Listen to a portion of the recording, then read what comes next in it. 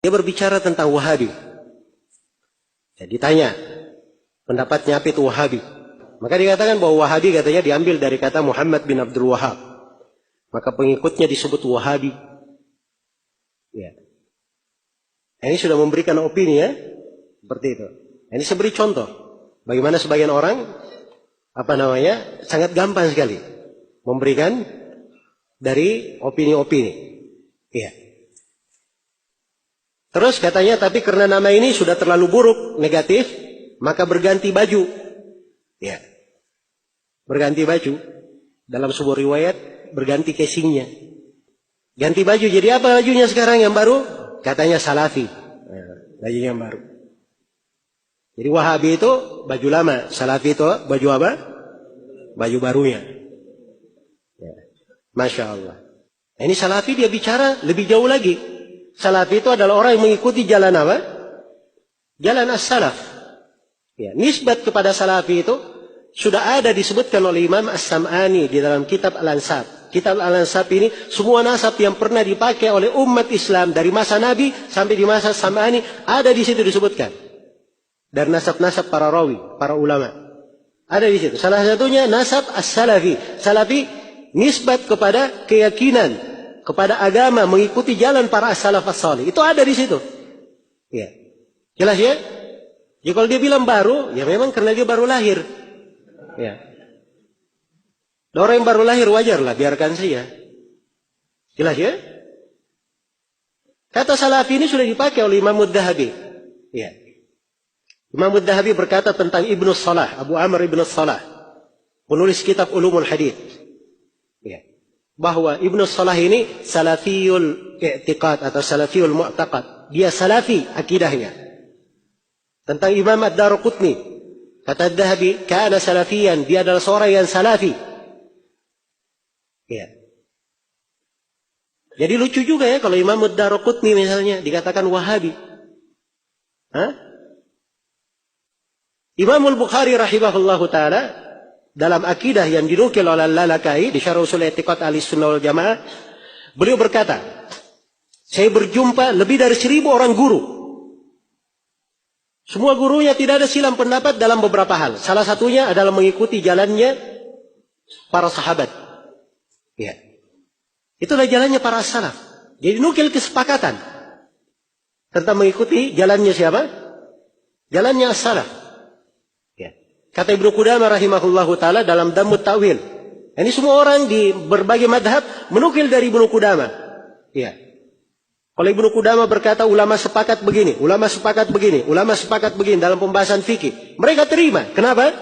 Karena Ibnu Qudamah ini dia hafal ucapan para ulama dari masa Nabi sampai ke masa dia. Ya. Jadi kalau Ibnu Qudamah berkata sepakat, orang apa? Orang dengar. Ini Ibnu Qudamah berkata di dalam kitabnya Dhammut Ta'wil. Kata beliau, faqad thabata wujubut tiba'is salaf bil kitabi was sunnah wal ijma'. Telah sepakat kewajiban mengikuti jalan as-salaf berdasarkan dalil dari Al-Quran, sunnah dan apa? Kesepakatan ulama. Iya. Nabi SAW sendiri menyebut dirinya sebagai salaf. Ada haditsnya dalam riwayat Bukhari Muslim. Kalau anda pernah baca hadits, jangan salahkan orang yang baca. Iya. Jangan salahkan orang yang baca. Saya sebut haditsnya dalam riwayat Bukhari Muslim dari hadits Aisyah. Kisahnya panjang. Iya. Ketika Nabi SAW duduk di tengah istrinya, lalu putrinya Fatimah datang. Ya. Kemudian Fatimah didudukkan di kanannya. Fatimah dibisiki oleh Nabi sebuah rahasia. Kemudian Fatimah menangis terseduh-seduh. Kemudian didudukkan lagi di kirinya. Kemudian dibisikkan sesuatu. Fatimah tersenyum. Ya. Yang akhir kisahnya, akhirnya setelah Nabi meninggal, ditanya kepada Fatimah, apa yang dibisikkan oleh Nabi kepadamu? Ya. Kata Fatimah, adapun bisikan yang pertama yang membuat saya menangis, Nabi berkata kepadanya bahwa Fatimah biasanya setiap tahun Jibril turun membaca Al-Quran sekali saja. Tapi tahun ini 2 kali. Saya tidak melihat perubahan ini kecuali menunjukkan ajalku sudah dekat. Ya. Maka kata Nabi kepada putrinya, fattaqillaha wasbiri fa innahu ni'mas salaf ana laki. Bertakwalah kepada Allah dan bersabarlah. Sesungguhnya sebaik-baik salaf untuk kamu adalah saya. Nabi menyebut dirinya sebagai apa? Sebagai salaf. Jadi kalau kita berkata salafi nisbat kepada Nabi SAW dilarang atau tidak? Tidak ada yang melarangnya. Ya. Hal yang disepakati menerima jalan as-salaf. Para ulama bernisbat kepadanya. Sampai disebutkan oleh As-Sam'ani di kitab Al-Ansab. Kok tiba-tiba orang yang baru datang, baru lahir kemarin sore, ya, mengeritik tentang penggunaan apa? Penggunaan salafi. Itu pun kita tidak mengharuskan orang pakai kata salafi. Ya. Silahkan pakai ahli sunnah wal jamaah, ahli hadith, at-taifatul mansurah, silahkan. Ya. Salafi itu, dia bukan organisasi. Ya. Dia bukan kaplingan sebagian orang. Ya. Salafi ini bukan cap yang stempel dan mereknya itu ya sudah dimiliki oleh sebuah perusahaan.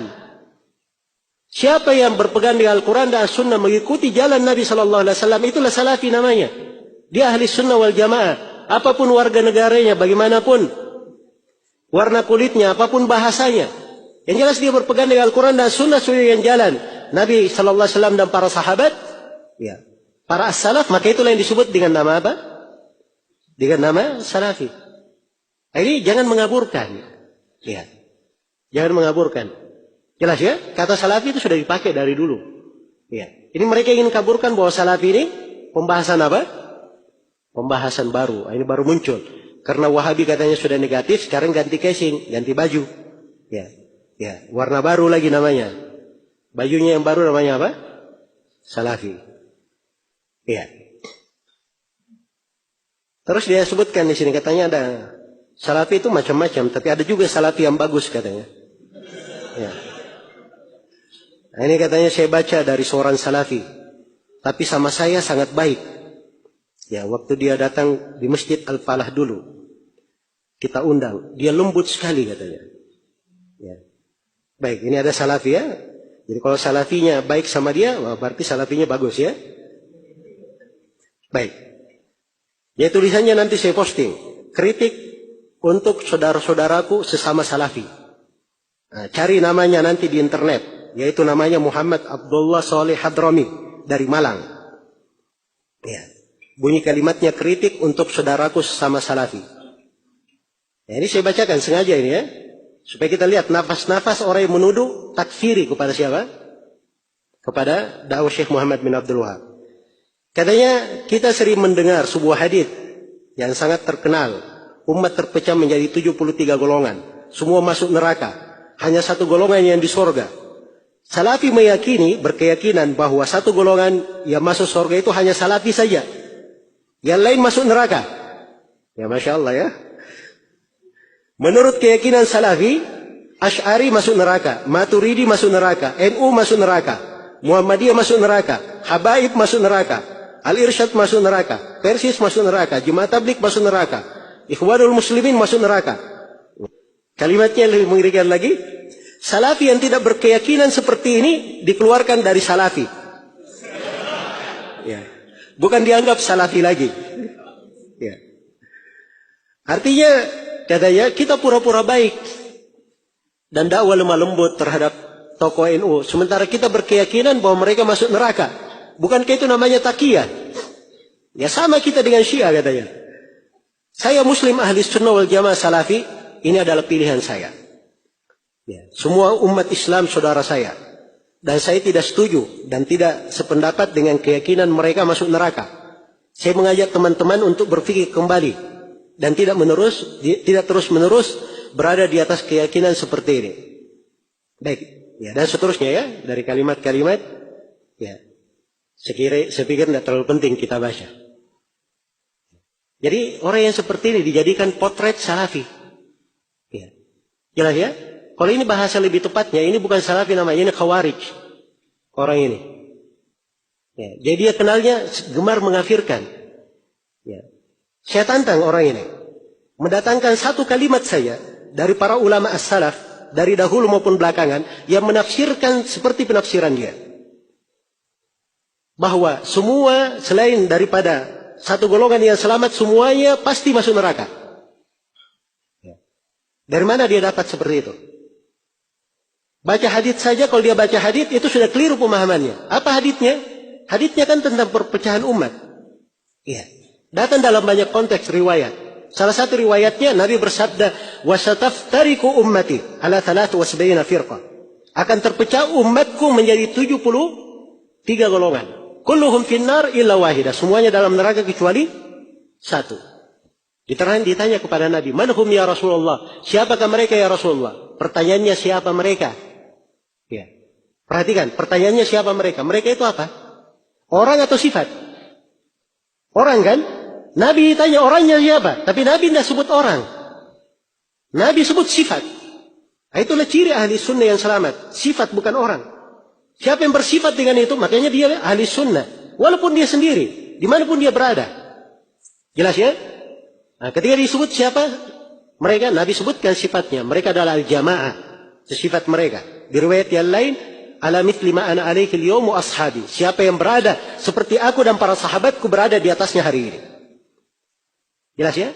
Jadi kalau kita baca haditsnya saja, ini sudah ada bantahan untuk dia. Nabi kan berkata, umatku akan terpecah. Umatku artinya apa? Hah? Umat Islam.